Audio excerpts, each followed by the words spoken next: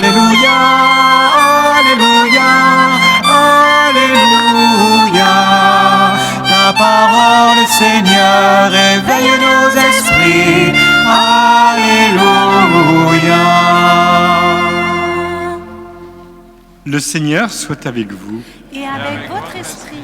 Évangile de Jésus-Christ selon saint Luc. Gloire à toi, Seigneur.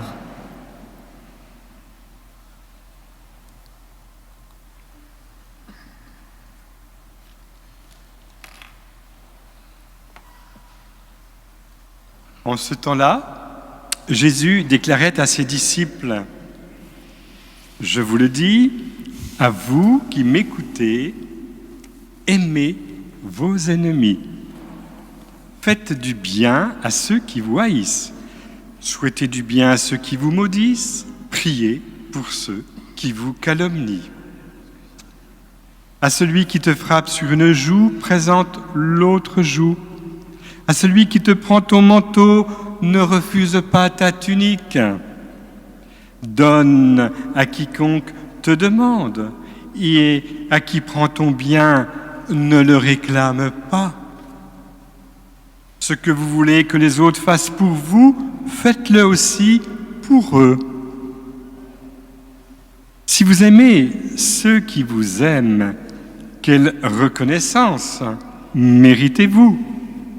Même les pécheurs aiment ceux qui les aiment.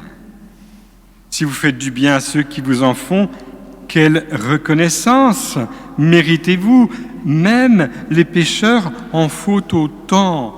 Si vous prêtez à ceux dont vous espérez recevoir en retour, quelle reconnaissance méritez-vous ? Même les pécheurs prêtent aux pécheurs pour qu'on leur rende l'équivalent. Au contraire, aimez vos ennemis, faites du bien et prêtez sans rien espérer en retour.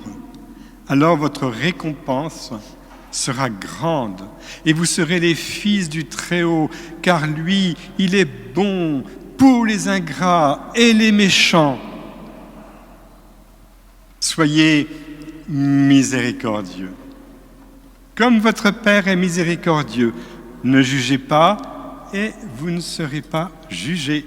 Ne condamnez pas et vous ne serez pas condamnés. Pardonnez et vous serez pardonnés. Donnez et l'on vous donnera. C'est une mesure bien pleine, tassée, secouée, débordante, qui sera versée dans le pan de votre vêtement. Car la mesure dont vous vous servez pour les autres servira de mesure aussi pour vous.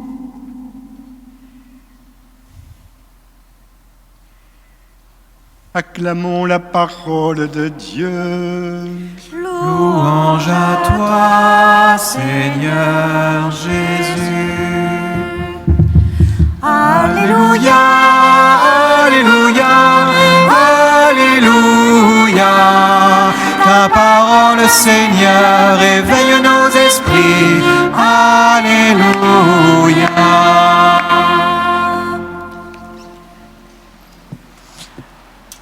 Aujourd'hui, c'est le dernier jour de notre retraite. Alors, une fois n'est pas coutume, pour ceux qui viennent assister à la messe dominicale, vous assisterez à un message qui est donné pour des retraitants depuis 2 jours. Donc, vous écouterez des choses, vous savez, comme une bonne bouteille quand on va chez quelqu'un, tirer derrière les fagots, quelque chose qui est fait à la maison et qu'on va déguster ensemble. Vous êtes prêts ? Amen. Alors, si vous permettez, pardonnez-moi pour ceux qui viennent découvrir le message de cette retraite sur la miséricorde. Je vais reprendre en lien avec ce qui a été vécu depuis 2 jours, grâce à la parole de Dieu offerte aujourd'hui, certains éléments. Vous vous souvenez quand j'ai parlé de la nouvelle Ève, la Vierge Marie ? Bien, la Vierge Marie, elle est celle qui va permettre à Jésus de donner toute sa mesure. Elle lui fait signe. Que de choses communes entre l'associé qu'est la Vierge Marie et Jésus, la nouvelle Ève et le nouvel Adam. Et dans ces textes, il est question d'Adam. Et je vous expliquais samedi que la Vierge Marie, elle naît du côté d'Adam, à partir de la côte. La côte, c'est l'os qui donne une consistance à une réalité. La côte du jour, c'est midi. La côte de la nuit, comme métaphore, c'est minuit. Et en fait, quand Ève est placée en face d'Adam, il la reconnaît comme celle qui donne consistance à tout ce qui a consistance en lui. C'est la consistance de toutes ces consistances. Il est solide, Adam. Il va se laisser entraîner par Ève, parce que c'est toujours la femme qui entraîne l'homme. Comme l'Église a la mission de la nouvelle Ève, à la suite de la Vierge Marie, qui entraîne son fils. Allez, non plus de vin. Et Jésus va rentrer dans un consentement et il va transformer l'eau en vin. Alors maintenant, quel est le lien avec cette lecture ? Et en fait, le lien, il est facile. C'est que nous avons dans notre mission de baptiser, qui avons été immergés dans le cœur de Dieu par la mort et la résurrection de Jésus, une mission d'enfantement d'un monde nouveau, de cieux nouveaux, d'une terre nouvelle. Une mission qui va respecter l'œuvre de Dieu depuis les commencements. Et effectivement, le témoignage qui nous est donné dans le livre de Samuel est assez extraordinaire parce que David, en renonçant à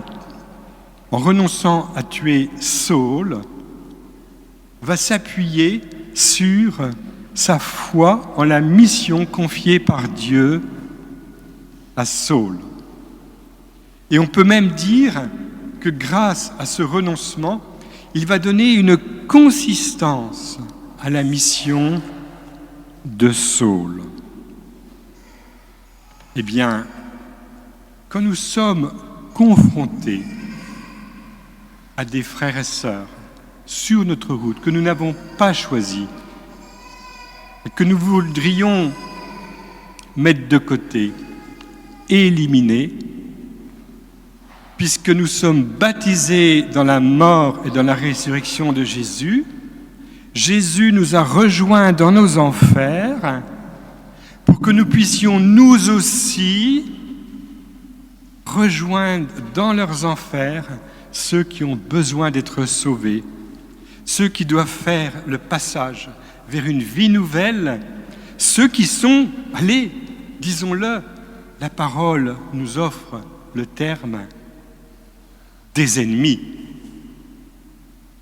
Mais oui, mettons des mots sur ces réalités. Et parfois les ennemis, c'est dans notre propre famille. Ah oui, notre propre communauté, notre propre environnement professionnel, immédiat, où nous vivons. Mais nous sommes à l'avant-garde parce que nous avons vécu cette miséricorde qui nous a permis de nous épanouir autrement dans la vie en choisissant de marcher à la suite du Christ.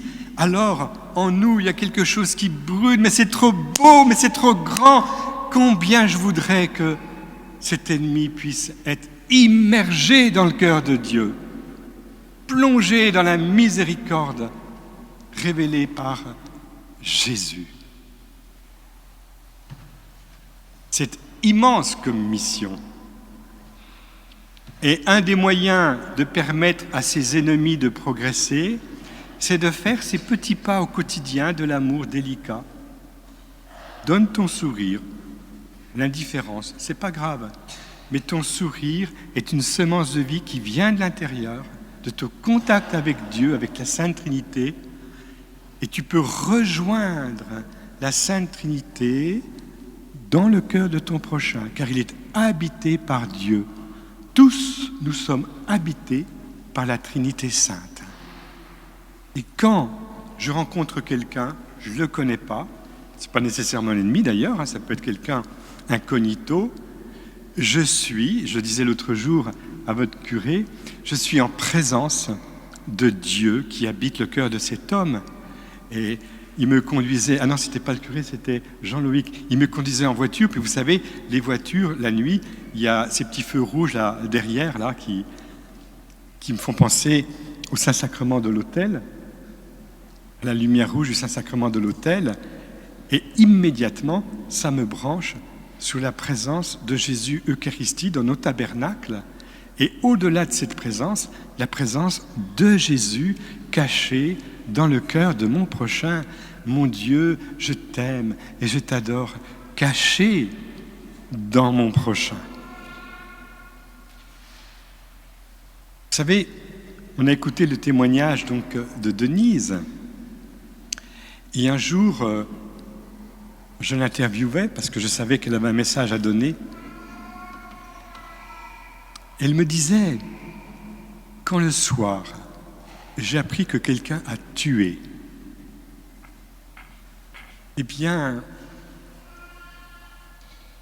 j'offre au Seigneur cette personne et je demande pardon comme si c'était moi qui avais tué. Je ne suis pas à côté, je suis avec la personne. Et en demandant pardon, Seigneur, je te demande pardon d'avoir tué, je me laisse aimer par le Seigneur.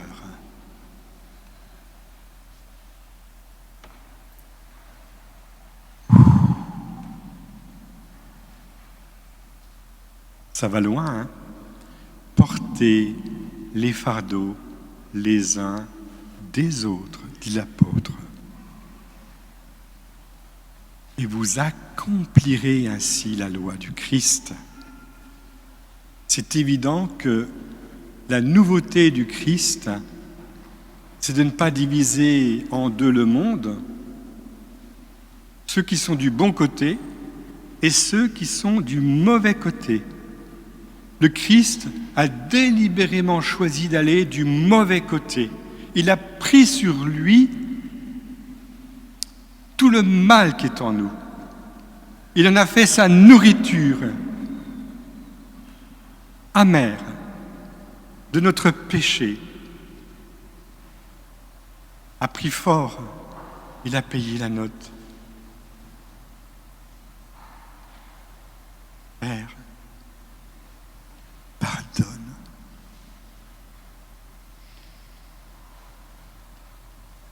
Et alors, Jésus qui s'est mis du mauvais côté, volontairement, il avait déjà commencé au Jourdain, Jean-Baptiste, mais non. Si, c'est ainsi que doit s'accomplir toute justice. Et Jésus va plonger dans les eaux du Jourdain avec les pécheurs. Vive le baptême de conversion, annonçant un autre baptême, celui de sa passion, de sa mort sur la croix et de sa descente aux enfers. Mais il vit ce baptême en étant Dieu, en contact permanent avec le Père, dans le bonheur des échanges du Père et du Fils, dans l'Esprit Saint. Et quand je suis baptisé, j'ai accès à ce bonheur à la mesure où je renonce au jugement. Je me souviens, cette petite dame qui faisait une prière le matin, elle m'a donné son témoignage sur Paris. « Seigneur, donne-moi de regarder chaque fois mon prochain avec ton regard à toi. » Donc, elle sort pour faire ses courses, et puis entre deux artères importantes, il y a une petite rue qui fait un angle, et là, il y a un type, un grand gaillard, assez jeune. « File-moi ton sac. » « Non. »« File-moi ton sac, la vieille. » « Non, vous n'êtes pas un voleur. »« Allez, file-moi ton sac. »« Non, monsieur, vous n'êtes pas un voleur. » Nous sommes dans l'évangile de ce jour. Les bras lui en tombent. « Si vous voulez, je vous offre un café. » Il accepte il est écouté par cette femme qu'il avait déjà portée par avance dans sa prière. Donne-moi un cœur avec les yeux du cœur qui bénissent mon prochain. Notre vocation est une vocation à la bénédiction, et en bénissant notre prochain, nous sommes d'une certaine manière comme Ève sortie de la côte d'Adam. L'épreuve qu'il nous inflige, c'est comme une blessure en nous qui fait mal, mais de cette blessure, Jésus, qui l'a visitée, fait jaillir de notre part un regard d'espérance, les plus beaux regards, dit le père Paul Baudiquet de Besançon, je suis byzantin, dans son commentaire de l'enfant prodigue, sont ceux qui vous espèrent. Et l'espérance est un don de l'Esprit Saint. C'est pourquoi cet évangile nous donne la clé, si vous voulez recevoir le don de l'espérance. Aimez, faites du bien. Et là où ça fait mal, le plus mal, ceux qui ont le plus besoin de la miséricorde. Amen.